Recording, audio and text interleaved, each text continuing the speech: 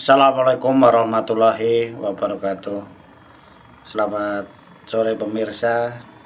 Selamat datang di channel Agus Susanto, channelnya Orang Pertanian.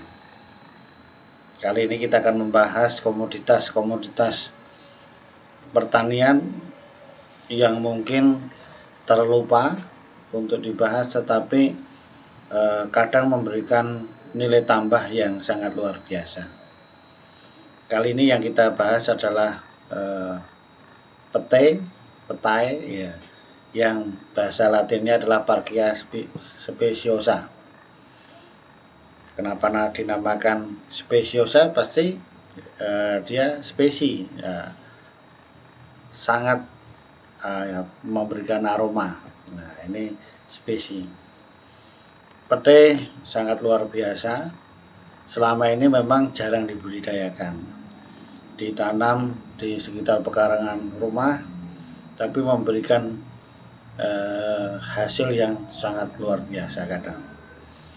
Ini masakan-masakan yang ditambahi dengan petai ini menjadi luar biasa. Contohnya nasi goreng petai, kemudian makan di petai bakar.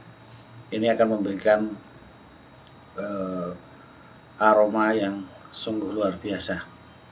Sekarang kita lihat satu persatu dari tanaman petai ini. Ini sistematikanya ya. Jadi tadi udah spesiesnya Parkia speciosa.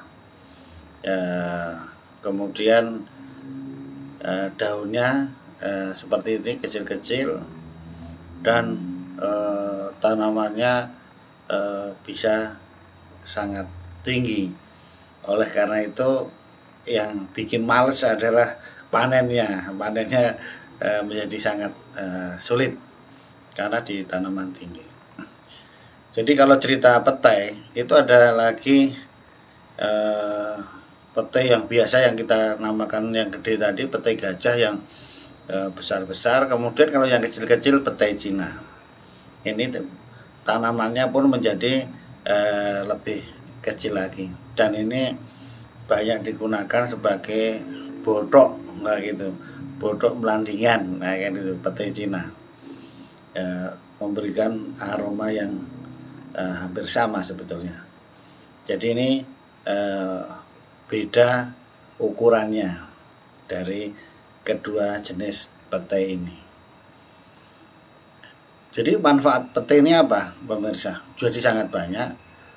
Selain untuk makanan menjadi penyedap tadi, juga saya bacakan ini mengatasi diabetes, mengurangi kolesterol, mencegah penyakit jantung dan stroke, menurunkan tekanan darah, meredakan stres dan depresi, mengobati nyeri haid bagi wanita, meningkatkan sistem saraf, menangkal radikal bebas, kaya vitamin C, kesehatan mata, memperbaiki pencernaan.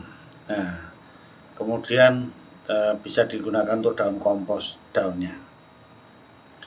Dan kalau kita makan petai ketahuan itu air seninya cepat kali bau pesing gitu petainya.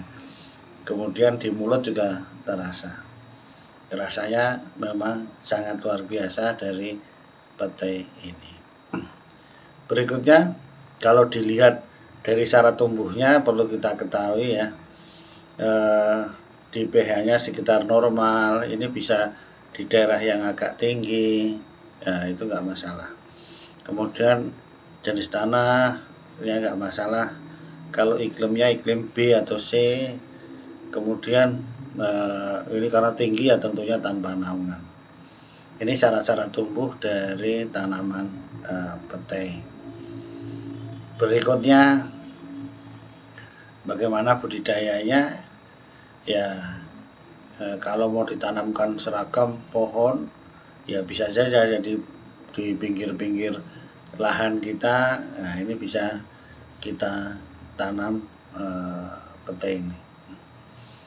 Nah, sekarang pembibitan tanaman petai ini banyak sekali yang sudah membibitkan, dan tinggal kita beli bibitnya. Dari bibit ini siram 2 hari sekali. Bibit pete itu nanti kalau sudah siap tanam 1,5 meter nanti sudah bisa digunakan sebagai bibit yang akan kita tanam. Ya, kalau persiapan lahan ini ya biasa 40 kali 40 cm, tanahnya subur, kemudian diberi kompos atau bahan organik. Nah, kemudian ini perlu diantisipasi jarak tanamnya supaya nanti ke depan tidak saling tutup menutupi. Jadi minimal 8 kali 8 meter. Kemudian jangan lupa yang seperti saya katakan tadi, diberi pupuk dasar, bisa pupuk RP, bisa pupuk dolomit, kemudian diberi bahan organik komposnya tadi. Jadi budidayanya cukup mudah, tinggal pengaturan tadi jarak tanamnya, karena ini pohon ya, jadi nanti agak lebar. Kemudian penanaman ya mudah seperti biasa, ya paling bagus di awal musim penghujan supaya airnya tercukupi. Ini kan penanaman. Selanjutnya pemupukan juga bisa menggunakan pupuk yang ada, tidak masalah. Pupuk NPK juga tidak masalah. Yang menjadi problem yaitu kadang adanya jamur upas yang menyerang tanaman pete, mengakibatkan rantingnya atau dahannya mati, dan kalau sudah penuh nanti tanaman juga bisa menjadi mati terserang jamur upas. Nah, nanti kalau sudah gede, sudah 4 tahun biasanya sudah bisa berbuah pete ini, sehingga nanti setelah dari bunga, kemudian itu 4 bulan kemudian sudah bisa dipanen. Kemudian kira-kira itu kalau pohon pete ini bisa menghasilkan sampai 5.000 polong per tahunnya, satu tanaman yang sudah dewasa tentunya. Jadi ini buah pete yang dihasilkan. Kemudian analisis ekonominya tentunya ya ini sebagai tambahan saja, bahwa panen raya itu biasanya Desember sama Februari panen rayanya. Jadi satu pohon kalau diperkirakan itu bisa 200 tangkai, 200 tandan. Nah, tiap tandannya 12 papan buah pete, satu papannya itu kira-kira murah aja lah 3.000 atau sampai 5.000 kadang. Sehingga satu pohon itu per tahun lumayan, bisa diprediksi kira-kira 7.200.000 rupiah per pohon. Lumayan untuk mengisi